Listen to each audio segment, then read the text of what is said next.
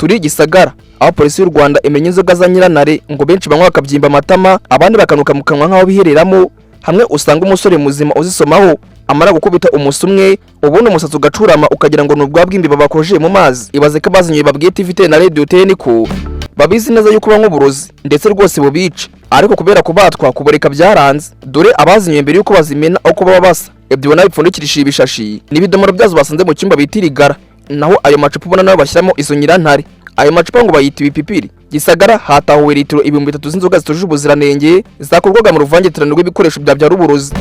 Polisi y'u Rwanda mu ntara y'Amajyepfo kufatanya n'inzego z'ibanze ndetse n'abaturage bamenye litiro zirenga 3000 z'inzoga zitujuje ubuziranenge benshi bazi ku izina rya nyirantare zafatiwe mu rugo rw'umuturage wo mu mudugudu wa Bw'inyambo akagari ka Rwanza mu murenge wa Save. Umuvugizi wa polisi y'u Rwanda mu ntara y'Amajyepfo Saipi Hasani Kamanzi yavuze ko zino nzoga zafashwe zikamenywa nyuma y'amakuru atanzwe n'abaturage ndetse n'ubufatanye bw'inzego zitandukanye mu guhangana n'ikibazo cy'ibiyobyabwenge n'inzoga zitujuje ubuziranenge. Ibaze ko byarenze abaturage bakagira naho bahuruza kuko babona hafi ya bose baramaje kubaza izenge bati abo komeza kwicwa n'izi mpamba reka duhuruze bazimene wenda ne dutera kabiri tutazibona tuzazibagirwa. Dufatanyije n'abaturage twamenye ibinyobwa bituje ubuziranenge bingana litiro zirenga 3000 byengerwaga mu rugo rw'umuturage akabihana w'abaturage maze akabashye yuko abahaye urwagwa ngo ashyiragamo ibintu bitandukanye bigizwe n'uruvangitirano rushobora kubyara uburozi nkuko ababikuraga bo babyivugiye. Umwe mu Wengaga zino nzoga yemeye ko yazikoraga anasobanura imwe mu bikoresho byakoreshwaga mu kuzenga yagize ati twakoreshaga isukari amazi n'umusemburo wa pakimaya ubundi tukaziranguza abaturage tubabwira yuko ari urwagwa kandi rwose twengaga inzoga nyinshi pe ndasaba rero imbabazi abazinywaga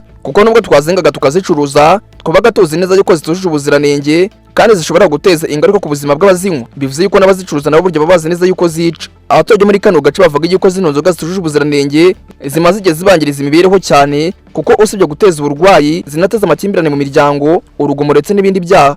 Umuturage witwa Nyirabigwi Pierre yagize ati hari abantu banywa zino nzoga bagatabataza ubwenge bagataha bateza amakimbirane mu ngo zabo.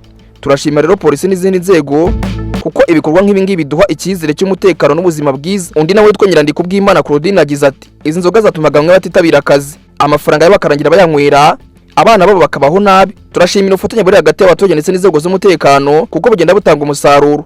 Umuyobozi w'umurenge wa Save Murenzi Augustine yavuze ko gukumira no kurwanya inzoga zitujuje ubuziranenge biri mu bikorwa byashyizwemo imbaraga hagamijwe kurengera ubuzima bw'abaturage ndetse no gukomeza kubaka umutekano urambye. Yagize ati kurwanya zino nzoga ni ibintu twashyizemo imbaraga gusa aracyari bake baduca muri humye maze bagatsimbarara bakazenga. Ezo twangije uyu munsi abazengaga bashyiragamo ibintu bitandukanye birimo isukari na pakimaya kandi byose twamaje kubibona.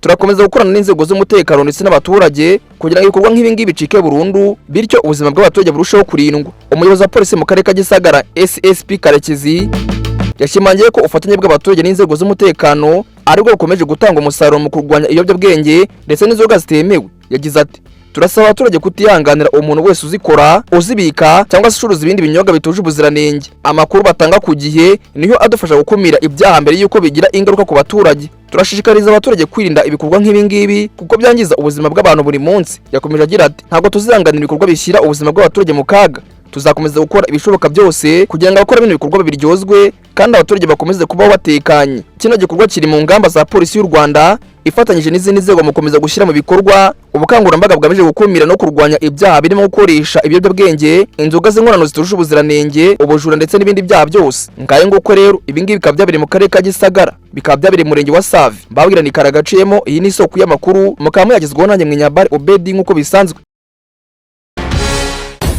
Obi Time News.